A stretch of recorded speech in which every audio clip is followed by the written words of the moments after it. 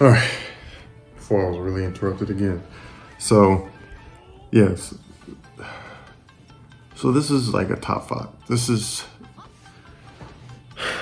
like I was saying, so if you consider all of the chapters, post time skip even, right? This is arguably the best one post time skip. And if I'm forgetting anything, let me know. If you feel like there's one that's like head and shoulders above the others, let me know.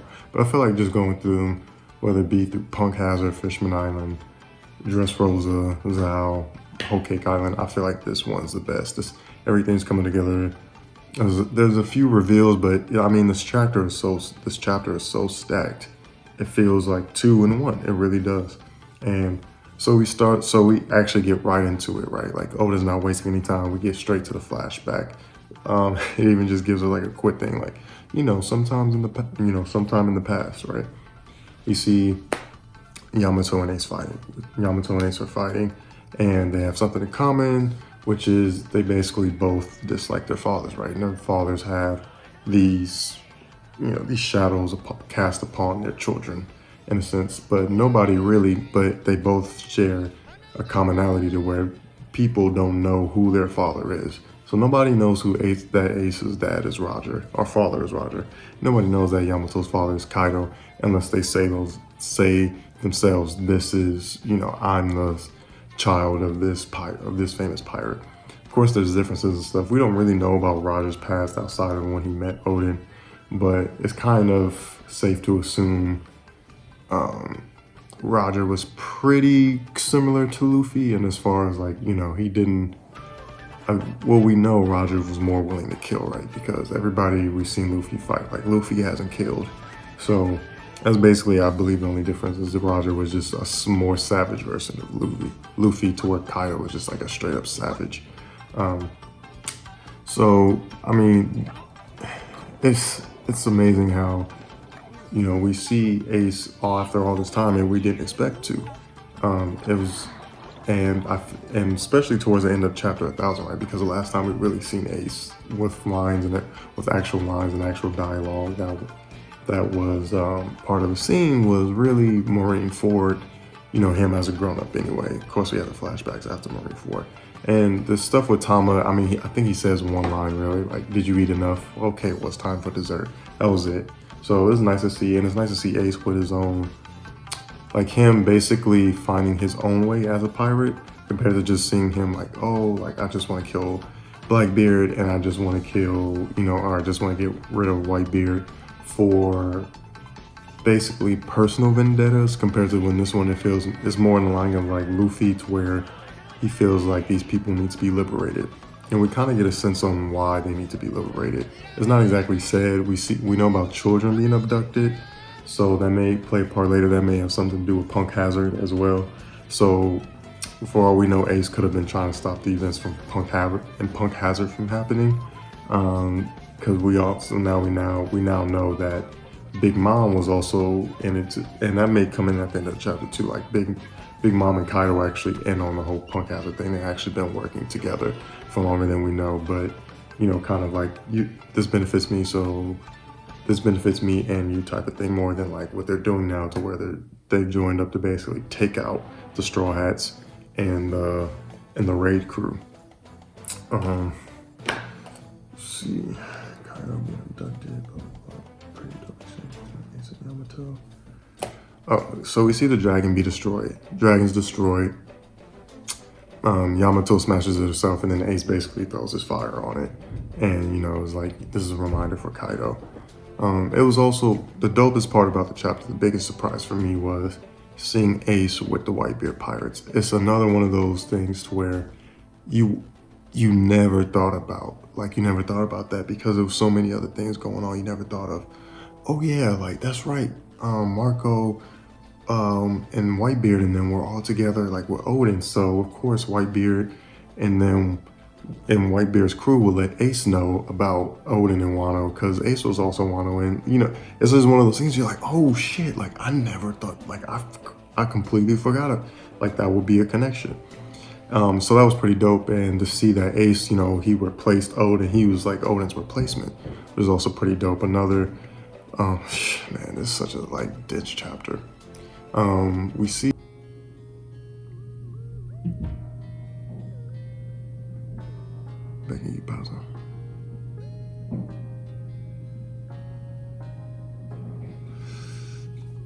so basically we see Robin and Brooke. They're going, we don't know where they're going to go. It's probably going to be towards Sanji and everything. So we get a little bit of action back at the raid, but not that much, which I'm not complaining about. It's more so connection anyway. We finally, after, I don't know how long, probably like 2 years worth of chapters, feels like, just because there's been so many breaks, we finally see that Tama knows that Ace and Luffy are brothers, which is like finally, right?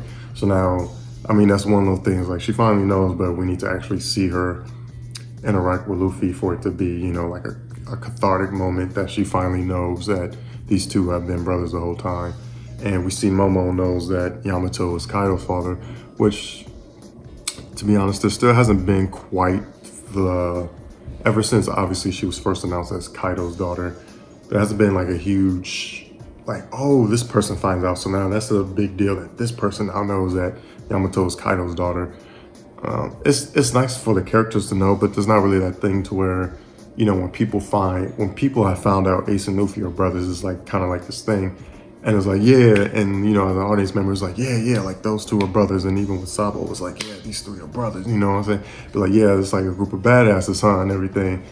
But it's not really that same thing with Kaido and Yamato. It's something about, and that's pretty much the point of the story too, is that who their fathers are really don't, stand for them. But in the case of Luffy, you see it in a way to where his father's a revolutionary and everything, and liberates these people. And Luffy's job is, not his job, but basically he has this passion to liberate people, everything. So Luffy, and that's probably another point too, Luffy's path is much more clean per se, as to like there's really no gray area with Luffy, because of maybe he matches his father so much in that sense.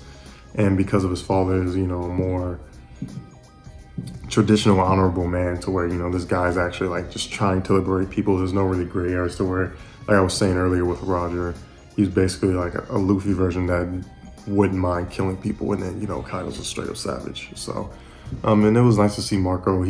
We're seeing him work with the Straw Hats more now and getting more straightforward. And there's also Tama's plan. So we have no idea what's gonna happen in chapter 1000. When we see Tama, we knew she would play a role because of her ability to tame animals, right? So that was set from the very beginning.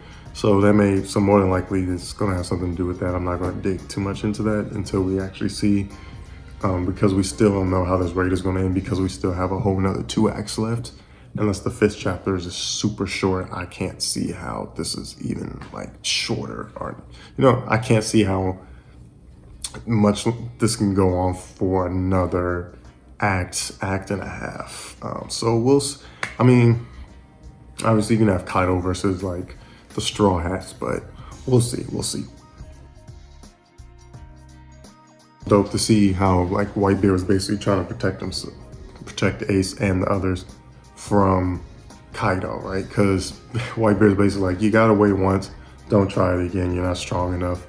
And also, we kind of see like this is a precursor to what happens with Blackbeard. He's obviously still trying to leave, and Whitebeard's still warning him. And this is one of the like this isn't even like, what Blackbeard was at the time. It was Blackbeard was just, getting stronger.